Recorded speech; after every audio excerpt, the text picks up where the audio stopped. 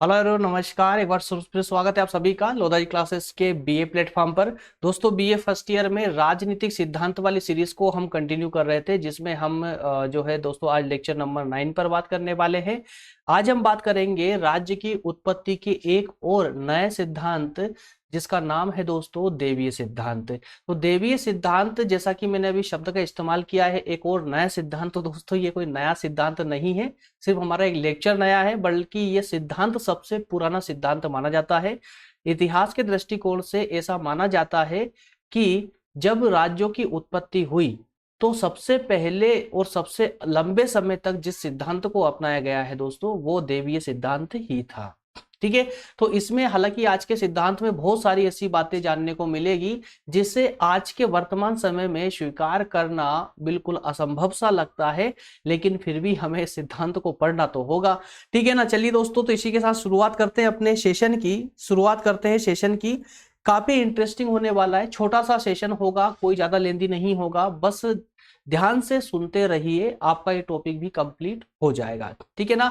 Topic wise topic हमारे सभी session दोस्तों पूरी तरह निरंतर रूप से चल रहे हैं, जिसमें दोस्तों डाटा के साथ में और समझाने में हम कोई कंप्रोमाइज नहीं करते हैं। आपके सभी लेक्चर सभी टॉपिक वाइज हो रहे हैं, आपके सब्जेक्ट वाइज हो रहे हैं, जो कि जिस प्रकार से आपके सिलेबस में दिए गए हैं। चलिए दोस्तों, शुरुआत करते हैं देवी सिद्धांत की। तो शुरुआत करें उससे पहले आपको तो पता अच्छे से जानते हैं, जो निरंतर फॉलो कर रहे हैं। बीए फर्स्ट ईयर में 5 पार्ट है पॉलिटिकल साइंस के, जिन पर सभी पर 3 में हमारे सेशन कंटिन्यू हो चुके हैं। राजनीतिक सिद्धांत, लोक प्रशासन और भारतीय संविधान पर। भारतीय राजनीतिक व्यवस्था और भारतीय राष्ट्रीय आंदोलन, ये 2 सेशन बचे हुए हैं। हालांकि भारतीय राष्ट्रीय आंदोलन पर हमने अभी से लगभग 2 साल पहले इसको कंप्लीट करा चुके थे। अगर आपके एग्जाम आ रहे हैं तो आप वो सीरीज को भी फॉलो करके और सेशन को कंटिन्यू करते हुए अपने सिलेबस को कंप्लीट कर सकते हैं। लेकिन इसकी शुरुआत फिर से नए सिरे से वापस करने वाले हैं हम लोग। ठीक है। चलिए तो शुरुआत करते हैं दोस्तों सेशन की। 3 सब्जेक्ट इसमें कंटिन्यू हो चुके हैं। डिस्क्रिप्शन में लिंक सभी की दी गई है दोस्तों, एक बार डिस्क्रिप्शन जरूर विजिट किया करें। अच्छा, जो भी दोस्त किसी भी प्रतियोगी परीक्षा की तैयारी कर रहे हैं वो जान ले, उनके लिए एक अच्छी बेनिफिट की बात है कि दोस्तों वहां पर एक प्रज्ञान हिंदी, यूट्यूब पर ही प्रज्ञान हिंदी के नाम से एक प्लेटफॉर्म बना दिया गया है, जहां हमारे ही द्वारा लेक्चर और नोट्स पूरी तरह निःशुल्क रूप से आपको प्रोवाइड किए जा रहे हैं। सभी सेशन स्मूथली, जिस प्रकार से हम यहाँ बीए वाले प्लेटफॉर्म पर ले रहे हैं आप लोगों के लिए टॉपिक वाइज टॉपिक सभी सब्जेक्ट के, उसी प्रकार से वहां पर भी हर सब्जेक्ट के, प्रज्ञान पर भी सभी सब्जेक्ट के टॉपिक वाइज टॉपिक ही सेशन होने वाले हैं। डिस्क्रिप्शन में इसकी लिंक भी मिल जाएगी, है ना, वहां से आप इसको विजिट कर सकते हैं। चलिए दोस्तों, यूनिट सेकंड चल रही है, जिसमें राज्य की उत्पत्ति के सिद्धांतों पर हमारी चर्चा चल रही है। तो आज के सेशन में हम विशेष करके देवीय सिद्धांत की चर्चा करने वाले हैं, जिसमें देवीय सिद्धांत की सबसे पहले हम व्याख्या को देखेंगे। व्याख्या के बाद में इस सिद्धांत की विशेषताओं को देखेंगे, और इसके तुरंत बाद ही दोस्तों विभिन्न विद्वानों ने जिस प्रकार से इस सिद्धांत की आलोचना की है, उस आलोचना के कुछ बिंदुओं को देखेंगे। इनके द्वारा हम जो है आज का टॉपिक समाप्त कर लेंगे, कंप्लीट कर देंगे। क्लियर है। चलिए तो दोस्तों, सबसे पहले अगर हम व्याख्या की बात करें देवी सिद्धांत की, तो इस सेशन को शुरू करें उससे पहले हम कुछ बातें कर लेते हैं, जिससे कि इस सिद्धांत का एक मोटा मोटा सा जो नॉलेज है वो हमारे मस्तिष्क में प्रवेश कर जाए, हमें थोड़ा समझ आ जाए। देवीय सिद्धांत दोस्तों, जैसा कि आप जानते हैं कि राज्य की उत्पत्ति से लेकर के जिन जिन विद्वानों ने अपने विचार व्यक्त किए हैं, उससे संबंधित कुछ महत्वपूर्ण सिद्धांतों पर हम चर्चा कर चुके हैं। उसी क्रम में एक सिद्धांत और आता है जिसका नाम है दोस्तों देवीय सिद्धांत। तो जैसा कि ये नाम से दिख रहा है देवीय सिद्धांत, तो दोस्तों जी हाँ, इसमें राज्य की उत्पत्ति को लेकर के यहाँ ईश्वर को सबसे ज्यादा मान्यता दी गई है। राज्य की उत्पत्ति को लेकर के इस सिद्धांत के अनुसार ये एक्सेप्ट किया गया है, इस सिद्धांत के अनुसार ये बताया गया है कि राज्य की उत्पत्ति किसी मनुष्य ने ना करते हुए इसकी उत्पत्ति ईश्वर ने की है। राज्य का कोई धीरे धीरे विकास नहीं हुआ, बल्कि जिस प्रकार से कि और सिद्धांतों ने क्या अपनाया है कि राज्य का क्रम अनुसार धीरे धीरे विकास हुआ है, निर्मित संस्था नहीं है राज्य। जबकि देवी सिद्धांत का मानना है कि राज्य की उत्पत्ति ईश्वर ने की है, और जो उस उस राज्य का जो राजा होता है वो भी ईश्वर का ही प्रतिनिधि माना जाता है। इसलिए ये कहा जाता है कि जो राज्य है वो ईश्वर के द्वारा बनाई गई एक कृति है, और राजा भी ईश्वर के द्वारा बनाई गई कृति है जो ईश्वर की ओर से उस राज्य में शासन करता है। तो इस प्रकार के जो राज्य होते हैं दोस्तों वो धार्मिक या धर्मतंत्रात्मक शासन होते हैं जो ईश्वर की अधिकारिता स्वीकार करते हैं। अब देखिए इन सब बातों से क्या प्रूफ होता है दोस्तों। देखिए अभी अपने विचार थोड़ा साइड में रखिए, पहले सिद्धांत को समझिए, उसके बाद अपने खुद के विचार भी इसमें रखना जब हम आलोचना करेंगे तब। देखिए देवीय सिद्धांत का स्पष्ट मानना तो यह है कि राज्य की उत्पत्ति ईश्वर ने की है, भले ही हम वर्तमान में इसे माने या ना माने, लेकिन वास्तविकता तो यही है कि एक लंबे समय तक इस सिद्धांत को पूरे विश्व ने स्वीकार किया था कि जब मानव सभ्यता की शुरुआत हुई थी और जब राज्य धीरे धीरे पनपने लगे थे, उस समय इस विश्व का प्रत्येक देश धर्मतंत्रात्मक देश था, यहां पर धर्म का शासन था। ठीक है ना। तो इस प्रकार की शासन व्यवस्था में दोस्तों देवी सिद्धांत की ही प्रधानता हुआ करती थी। क्लियर है। हालांकि वर्तमान में परिस्थितियां बदली और आज आधुनिक विद्वानों ने आधुनिक परिस्थितियों को देखते हुए इस सिद्धांत की कड़ी आलोचना भी की है। ठीक है ना। चलिए अब थोड़ा सा इसके बारे में हम जान लेते हैं, जिससे अब ये सिद्धांत पूरी तरह से अब आपको समझ आने वाला है। क्या कहा गया दोस्तों कि राज्य की उत्पत्ति का यह सिद्धांत जो है, राज्य की उत्पत्ति को लेकर अभी तक जितने भी सिद्धांत दिए गए हैं, जितने भी सिद्धांत आए हैं, जैसे सावयव सिद्धांत की हमने बात की थी, सामाजिक समझौता सिद्धांत की बात की थी, इस प्रकार के विभिन्न जितने भी सिद्धांतों पर हमने अभी तक चर्चा की है, उन सभी सिद्धांतों से सबसे ज्यादा पुराना सिद्धांत है ये देवीय सिद्धांत। सबसे पुराना सिद्धांत है देवीय सिद्धांत, राज्य की उत्पत्ति को लेकर के। ठीक है। और इस सिद्धांत के अनुसार राज्य की स्थापना ईश्वर के द्वारा मानी जाती है। किसके द्वारा? ईश्वर के द्वारा मानी जाती है। इसका अर्थ हुआ ये कि जो राज्य है वो मानवीय संस्था नहीं है। मानवीय संस्था अर्थात मानव के द्वारा बनाई गई संस्था ना होकर के ईश्वर के द्वारा बनाई गई संस्था है या देवीय संस्था है। ठीक। तो राज्य का निर्माण चूंकि ईश्वर ने किया है, इसलिए राजा जो होगा उस राज्य का वो ईश्वर के प्रति ही जिम्मेदार होगा, ईश्वर के प्रति उत्तरदायी होगा, जनता के प्रति नहीं। क्लियर है। तो दोस्तों इस प्रकार के जो ये राज्य होते हैं, इन राज्यों में अब चूंकि राज्य की स्थापना किसने की? ईश्वर ने। और जो राजा है वो भी ईश्वर का प्रतिनिधि है और ईश्वर के प्रति ही उत्तरदायी है, जनता के प्रति उत्तरदायी नहीं है। तो इस प्रकार की शासन व्यवस्था मेरे प्यारे दोस्तों धर्मतंत्रात्मक शासन व्यवस्था बन जाती है। धर्मतंत्रात्मक शासन व्यवस्था होती है जिसमें राजा ईश्वर का प्रतिनिधि माना जाता है। ठीक है ना। तो राजा जो है केवल ईश्वर के प्रति ही उत्तरदायी होगा, जनता के प्रति नहीं होगा। अतः यहां पर चूंकि राजा ईश्वर का प्रतिनिधि है, इसलिए राजा की प्रत्येक आज्ञा का पालन करना यहां पर अति आवश्यक हो जाता है। अगर कोई व्यक्ति राजा की आज्ञा की अवज्ञा करता है, अर्थात राजा की आज्ञा मानने से इनकार करता है, तो वो अपराध तो करता ही है। इस सिद्धांत के अनुसार वो व्यक्ति अपराध तो करता ही है, साथ ही साथ एक महापाप भी करता है। क्यों? क्योंकि राजा यहां पर ईश्वर का प्रतिनिधि है, इसलिए उसकी हर एक आज्ञा का पालन करना आवश्यक हो जाता है। क्लियर है। तो इस सिद्धांत की मान्यता है कि ईश्वर ने जिस प्रकार से संसार की प्रत्येक वस्तु को बनाया है, उसी प्रकार से ईश्वर ने राज्य की भी स्थापना की है। बताइए दोस्तों, क्या व्याख्या में कोई कंफ्यूजन है? अब देवी सिद्धांत की व्याख्या जो हमने की है, इसमें मोटे तौर पर कुछ बातों को आपको याद रखना है। 4-5 फैक्ट होते हैं, उनको याद रखना है। ठीक है। उसके द्वारा आपकी व्याख्या कंप्लीट हो जाएगी। और हम विशेष करके कुछ टर्म को सब पकड़ते हैं, उस टर्म को ही दोस्तों थोड़ा डिटेल कर देते हैं, जिससे कि आपका टॉपिक कंप्लीट होता चले, आपको समझ भी आता चले। क्लियर है ना। चलिए आगे बढ़ते हैं। अब बात करते हैं हम दोस्तों देवी सिद्धांत की विशेषताओं की। तो देवी सिद्धांत की विशेषताओं को लेकर भी हम यहाँ 5 पॉइंट देखने वाले हैं। सबसे पहली इसकी विशेषता क्या है कि ये एक देवीय संस्था है, अर्थात ईश्वर के द्वारा बनाई गई संस्था है, मानवीय संस्था नहीं है। पहली विशेषता तो इसकी ये हो जाती है। दूसरी विशेषता हो जाती है कि राजा, यहां पर इस सिद्धांत के अनुसार राजा ईश्वर का प्रतिनिधि माना जाता है, ईश्वर का प्रतिनिधि माना जाता है। और वो अर्थात राजा अपने कार्यों के लिए जनता को जवाब नहीं देगा, अर्थात जनता के प्रति कोई जिम्मेदारी उसकी नहीं है, उत्तरदायित्व नहीं है, बल्कि वो सिर्फ और सिर्फ ईश्वर के प्रति उत्तरदायी होता है। ठीक है। तो जनता का कर्तव्य होता है कि वह बिना किसी विरोध के राजा की आज्ञा का पालन करे, बिना किसी विरोध के, चाहे राजा जैसी भी आज्ञा दे दे, उस हर आज्ञा का पालन करना आवश्यक है जनता के लिए। अब यहां पर यह माना जाता है कि अगर राजा खुश है, प्रसन्न है और अगर उदार है आपके लिए, आपको लेकर अच्छी योजनाएं लेकर आ रहा है, अगर आपका विकास कर रहा है, आपका सहयोगी बन के कार्य कर रहा है, तो इसे ईश्वर की कृपा मानना चाहिए, ईश्वर आपसे प्रसन्न है। और अगर राजा क्रूर है, अत्याचारी है, निरंकुश है, आप पर अत्याचार करता है, तो फिर यहां पर ईश्वर का इसे प्रकोप मानना चाहिए।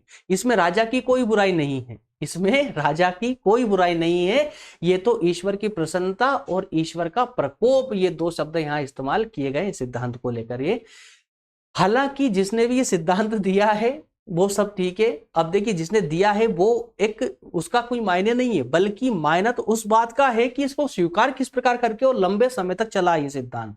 सबसे प्राचीन धारणा है दोस्तों, धर्म पर ही ये पूरा विश्व टिका हुआ है। धर्म की जो धारणा है, इस धारणा पर ही पूरा विश्व टिका हुआ है। हालांकि वर्तमान में आधुनिक समय में धर्म का महत्व अब धीरे धीरे धर्म तंत्रात्मक शासन व्यवस्था से अब जो है एक आधुनिक शासन व्यवस्था में कन्वर्ट होती जा रही है, इसका महत्व थोड़ा कम होता जा रहा है। लेकिन प्राचीन समय और अगर मध्यकाल समय की अगर हम बात करें तो दोस्तों इसका बहुत ज्यादा महत्व था और सभी लगभग विश्व के लगभग सभी देश धर्म तंत्रात्मक शासन व्यवस्था को ही फॉलो करते थे। क्लियर है। चलिए नेक्स्ट है, अगला है दोस्तों, इसी में इसका चौथा पॉइंट दिया गया है कि राजतंत्र जो है, जो ये धार्मिक धर्म तंत्रात्मक शासन होता था, जो राजा के ईश्वर के द्वारा राज्य की स्थापना हुई है, और जो राजा जो है ईश्वर का प्रतिनिधि बनकर के आया है धरती पर, तो ऐसा राज्य जो है ये पैतृक होता था। पैतृक का अर्थ क्या हुआ कि आज पिता का शासन है तो उसके पिता के बाद में उसके पुत्र का शासन होगा और उसके पुत्र के बाद में उसके पुत्र का शासन होगा। इस प्रकार से ये वंशानुगत रूप से शासन व्यवस्था आगे बढ़ती रहेगी, अर्थात कोई और इस पर आकर अधिकार नहीं कर सकता। जो राजा है अब बस उसकी पीढ़ियां, आने वाली पीढ़ियां ही शासन करेगी। जो गुलाम है वो जीवन पर्यंत गुलाम ही रहने वाले हैं। ठीक है। तो जिस प्रकार ईश्वर जो कुछ करता है वह अपनी सृष्टि के लिए ही करता है, उसी प्रकार से राजा भी जनता की भलाई के लिए ही करता है। चाहे वो अत्याचार करे, चाहे वो क्रूरता करे, चाहे वो उदारपन दिखाए, कुछ भी करेगा जनता के लिए करेगा, जनता के हित में करेगा। ऐसा ही इस सिद्धांत की मान्यता थी। ठीक है दोस्तों। चलिए, तो जैसा कि मैंने आपको बताया कि इस सिद्धांत की मान्यता इतिहास में काफी लंबे समय तक बनी रही और गेटेल साहब का कहना भी था कि मानव इतिहास एक दीर्घ काल तक राज्य ईश्वर कृत या देवी समझा जाता था और सरकार का स्वरूप जो है धार्मिक होता था। इन्होंने गेटेल ने परिभाषित भी इसको किया है। क्लियर है। चलिए, तो दोस्तों अब ये तो हो गई हमारी व्याख्या और कुछ विशेषता इस सिद्धांत की। तो इसके द्वारा हमें एक फ्रेमवर्क बन जानी चाहिए हमारे मस्तिष्क में कि ये देवी सिद्धांत एक्चुअल में था क्या। बस इसको समझना है, बाकी डिटेल तो आपको पुस्तक से भी मिल जाएगी। एक बार इसको अच्छे से समझ लिया तो आपको पुस्तक में पढ़ना आपके लिए बहुत आसान हो जाता है, आसानी से आप उसको समझ सकते हैं। तो अब इस सिद्धांत की व्याख्या और विशेषता के बाद में हमें इतना तो समझ आ चुका है कि राज्य की प्रकृति किस प्रकार की थी। अब इस प्रकृति के इन्हीं कुछ बिंदुओं को उठा करके कुछ विद्वानों ने इसकी आलोचना भी कर मारी, आलोचना की है।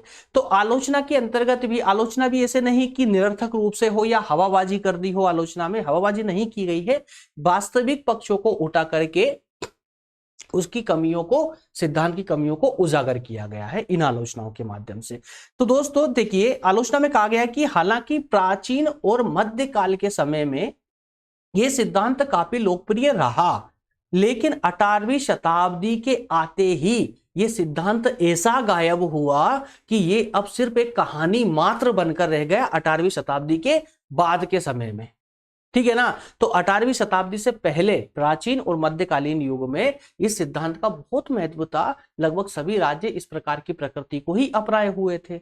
लेकिन 18वीं शताब्दी जब आई, थोड़ी जागृति हुई, जागृति बढ़ी, तो उसके बाद से यह सिद्धांत सिर्फ कहानी अर्थात किताबों में पढ़ने के लिए ही रह गया है। इसका अब कोई अस्तित्व नहीं बचा है। तो इन्हीं बिंदुओं, कुछ बिंदुओं को लेकर के इसकी आलोचना की जा सकती है। जैसे पहला पॉइंट है दिया गया कि ये अनैतिहासिक सिद्धांत है, अर्थात ये कि किसी इतिहास में इसका इतना वर्णन नहीं है या इसको उल्लेखित नहीं है जिसके आधार पर हम इस सिद्धांत का समर्थन कर सके। कुछ जो विद्वान थे जिन्होंने आलोचना की, उनका यही मानना है कि यह अनैतिहासिक है, इतिहास में इसका कोई स्पष्ट वर्णन नहीं है जिस आधार पर हम इसका समर्थन करें। अगला दिया गया है कि ये अवैज्ञानिक सिद्धांत है, वैज्ञानिक नहीं बल्कि अवैज्ञानिक सिद्धांत है। इसमें विज्ञान की तो चर्चा ही नहीं है, बात ही नहीं है।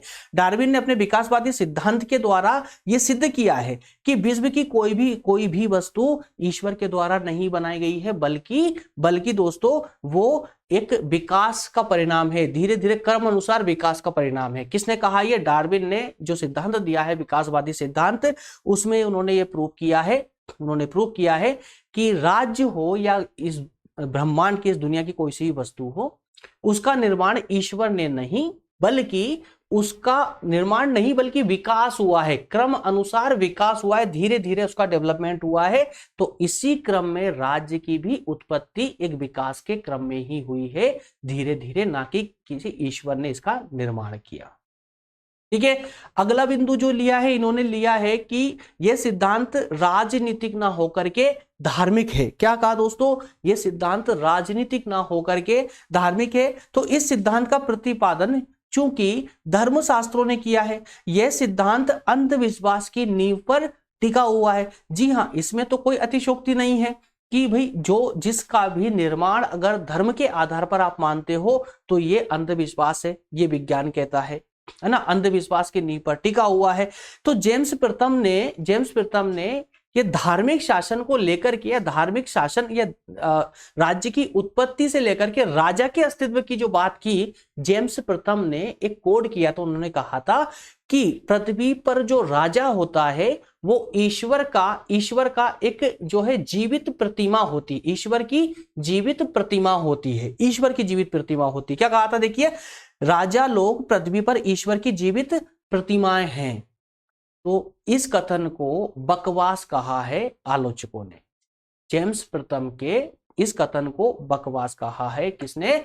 देवी सिद्धांत की आलोचना करने वालों ने। और एक और अन्य बिंदु है कि राज्य एक मानवीय संस्था है। साहब, जो आप बात करते हो इस सिद्धांत के माध्यम से कि राज्य ईश्वर के द्वारा बनाया गया है, तो इस बात को पूरी तरह से नकारते हुए आलोचक कहते हैं कि राज्य जो है कोई देवीय संस्था नहीं है, कोई ईश्वरीय संस्था नहीं है, ये तो एक मानवीय संस्था है, मानवों की एक ऐसी संस्था है जिसका विकास हुआ है, किसी ईश्वर के द्वारा उसका निर्माण नहीं हुआ है। अन्य बिंदु, रूढ़िवादी सिद्धांत।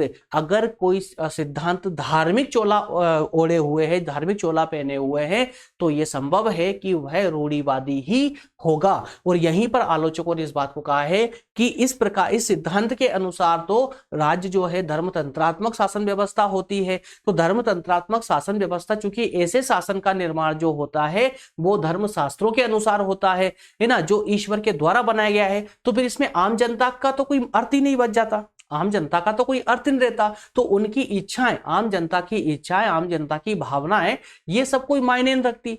अर्थ ये हुआ कि जब राज्य की स्थापना ईश्वर कर चुका है तो कोई आम इंसान उसमें परिवर्तन नहीं कर सकता। परिस्थितियां अगर बदलेगी तो भी नियम उनको ही फॉलो करना होगा, अर्थात आम व्यक्ति इसमें कोई परिवर्तन नहीं कर सकता। अर्थात ये कि लोकतंत्र के पक्ष में नहीं है, यह सिद्धांत लोकतंत्र के पक्ष में नहीं है, यह पूरी तरह से रूढ़िवादी है। तो यह सिद्धांत जनता के अधिकारों की बात ही नहीं करता है। क्लियर है ना। तो दोस्तों इस प्रकार से ये 5 बिंदुओं के माध्यम से हमने इस सिद्धांत की आलोचनाओं पर भी फोकस किया। बस सेशन इतना ही था, छोटे छोटे सेशन है दोस्तों। एक लास्ट एक सिद्धांत और बच जाता है, शक्ति का सिद्धांत। तो अगले सेशन में उसको भी डिस्कस करके और हम इस यूनिट को भी समापन कर देंगे और अगली यूनिट का शुभारंभ कर लेंगे। क्लियर है दोस्तों। चलिए, और दूसरी बात मैं आपको ये भी बता दूं कि जो इंपॉर्टेंट टॉपिक है, जो पॉइंट है, उनको हम ज्यादा फोकस करते हैं। हालांकि लेकर टॉपिक वाइज टॉपिक ही आएंगे कंप्लीट सब्जेक्ट को, परंतु जहां पर आवश्यकता ही नहीं है किसी टॉपिक को समझने की, तो फिर उसको हम स्किप भी कर देते हैं। जैसे कोई छोटा मोटा टॉपिक है तो फिर उसमें अगर इजी है और समझने में कोई समस्या नहीं है तो उसे आप अपनी किताब के माध्यम से भी कंप्लीट कर सकते हैं, कोई प्रॉब्लम नहीं है। लेकिन जी हाँ, कोई अगर लेंदी टॉपिक है, समझने में आसान नहीं होगा, तो फिर उस पर हम सेशन लेके आए रहे आप लोगों के लिए। क्लियर है। चलिए दोस्तों, और साथ में बता दूं मैं आप लोगों को कि जो इतना डाटा मैं जो आपको प्रोवाइड कर रहा हूं ना, ये आपके एग्जाम के लिए सफिशिएंट है। ठीक है, बार बार रिविजन इस डाटा का लगाइए आप लोग। अगर आपको ये सब सिलेबस में मैच हो रहा है ना, तो इस डाटा का रिवीजन लगाना पर्याप्त है। अगर आपका एग्जाम अभी 15 से 20 दिन या 1 महीने के अंदर अंदर एग्जाम है, तो फिर अब आपको कोई पुस्तक फॉलो करने की आवश्यकता नहीं है। बस ये पीडीएफ ही डाउनलोड कीजिए और इनका रिवीजन लगाना चालू कीजिए, बार बार रिवीजन लगाना चालू कीजिए, जिससे कि अब आपको इफेक्ट आपके दिमाग में पूरी तरह से प्रवेश कर जाएगा। क्लियर है दोस्तों। चलिए, तो फिर नेक्स्ट टॉपिक जो हमारा होने वाला है इस सीरीज में, आपको बता ही चुका हूं, शक्ति सिद्धांत पर हम बात करेंगे। ठीक है, फोर्स थ्योरी पर बात करेंगे। और टेलीग्राम की कहानी तो आप सभी को पता ही है कि टेलीग्राम पर क्या क्या कौन कौन सी पिक्चर देखने को मिलती है आप लोगों को, है ना। क्या क्या होता है टेलीग्राम पर आप सब जानते हैं अच्छे से, तो बताने की आवश्यकता नहीं है कि आपके लिए ही है ये प्लेटफॉर्म, निःशुल्क रूप से है, इसको ज्वाइन जरूर करें, है ना। बस ऐसे ही नहीं बोलते हैं दोस्तों कि टाइम निकालकर बार बार हर लेक्चर में आपको बोलना, बस इस मतलब कि व्यर्थ रूप से नहीं बोलते हैं जिसका कोई अर्थ ना निकले। एक रीजन है, जितनी समस्याएं आपके जीवन काल में लगी हुई है ना पढ़ते हुए भी, कि सर ये टॉपिक नहीं मिल रहा है, ये लेक्चर नहीं मिल रहा है, इसका क्या अर्थ हुआ, तो जब आपकी कमेंट हम देखते हैं तो सच बता रहा हूं कि यार हंसी आती उन पर। जब आपको हम स्पष्ट रूप से बोल रहे हैं कि भाई इस ग्रुप को ज्वाइन कीजिए, तो जब इसको ज्वाइन करेंगे तो आपको सारे सेशन कंटिन्यू सीरीज वाइज देखने को मिलेंगे। तो जब आप सीरीज वाइज देखेंगे ना, तो आपके आपके सवालों का जवाब आपको खुद ही पता चल जाएगा, उनमें अपने आप मिल जाएंगे, बिना बताए मिल जाएंगे। अब इतना बार बार आप लोगों से बोलने के बाद भी अगर आप ज्वाइन नहीं करते हो और कमेंट में बार बार बस एक ही एक सवाल को रिपीट कर जाते हो, सर ये टॉपिक नहीं मिल रहा है, ये लेक्चर नहीं मिल रहा है। अब यार बताइए, कोई ऐसा सब्जेक्ट जो हम पूरा कंप्लीट कर चुके हैं, लगभग 40 से 50 टॉपिक 50 लेक्चर ले चुके हैं, उसमें बीच में से किसी लेक्चर को पकड़ लिया और बोल दिया कि सर इस पे तो आपका एक ही लेक्चर है, जबकि बंदा वहां ध्यान नहीं दे रहा है कि वहां सीरियल नंबर भी डाला हुआ है, लेक्चर के फर्स्ट फ्रंट पे लिखा रहता है लेक्चर नंबर 10, लेक्चर नंबर 11। तो अगर लेक्चर नंबर 10 को देख रहा है तो वो बोलता है कि सर एक ही वीडियो है, क्या इसका और नहीं बनाया आपने? तो इसका कोई अर्थ नहीं निकलता। तो फिर यार थोड़ा सा तो आप जागृत होइए, है ना। कॉलेज में आ चुके हैं आप लोग, बीए कर रहे हैं, ग्रेजुएशन कर रहे हैं, तो अब थोड़ा ग्रेजुएट होने वाले हैं यार, तो थोड़ा सा जागृत तो होइए, थोड़ा अपने मस्तिष्क को थोड़ा दबाव दीजिए, थोड़ा प्रभावशील बनाइए, इसे कार्यशील बनाइए। ठीक है, और थोड़ा समझिए, अगर लेक्चर में नंबर डले हुए हैं कि नंबर लेक्चर नंबर 10, 11, 12 जो भी डला हुआ है, तो इसका मतलब ये होता है कि इससे पहले इतने लेक्चर लिए जा चुके हैं, जो कि वही प्लेलिस्ट में अवेलेबल है। हर एक की तो प्लेलिस्ट डाल रखी है आप लोगों के लिए। प्लेलिस्ट में क्या कर, क्यों थोड़ी सी मेहनत तो करनी होती है, प्लेलिस्ट सर्च कीजिए यार, वह मिलेगी आपको प्लेलिस्ट। चैनल को ओके करो, चैनल को ओपन करो, वहां प्लेलिस्ट में जाइए। प्लेलिस्ट वाले सेशन में जब जाएंगे तो वहां पर सबकी प्लेलिस्ट अलग अलग बनी हुई, बीए फर्स्ट ईयर फ्रंट में लिखा रहता है, सबसे पहले बीए फर्स्ट ईयर, फिर सब्जेक्ट का नाम लिखा रहता है, फिर बीए सेकेंड ईयर, फिर सब्जेक्ट का नाम, बीए थर्ड ईयर। इस क्लास वाइज आपकी जो है सभी सब्जेक्ट की अलग अलग पीडीएफ प्लेलिस्ट बनी गई है, वो सभी निःशुल्क है। कहां पर पेड है आप लोगों को? लोधा जी क्लासेस के इस प्लेटफॉर्म पर क्या चीज पेड मिली आपको, बताइए आप मुझे। चलिए दोस्तों, ठीक है, मिलेंगे नेक्स्ट सेशन में, तब तक आप सभी का धन्यवाद, थैंक यू।